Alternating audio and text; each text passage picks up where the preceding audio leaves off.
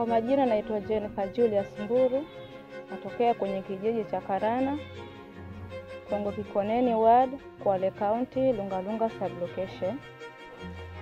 Mimi ni mwaniaji kwenye hii shirika la Mr. and Mrs. Samba, na kitengo nilichochagua ni kitengo cha kupinga mihadarati.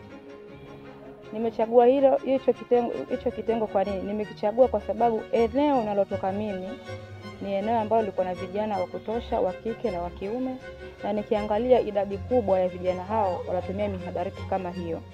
Na wengi wao ambao wanaendelea kutumia mpaka sasa hivi, nimeshaona kuna wengine imeshawaathiri akili, kimwili na hata kisaikolojia pia imeharibika kupitia hiyo mihadarati. Na kuanzia nilipoanza kuingia hapa, mapokezi ya hapa tunashukuru yalikuwa mazuri, mapokezi ya kiheshima, ya kihali ya juu, ambapo mpaka mwenyewe nilifurahia na nikashukuru kwa hilo.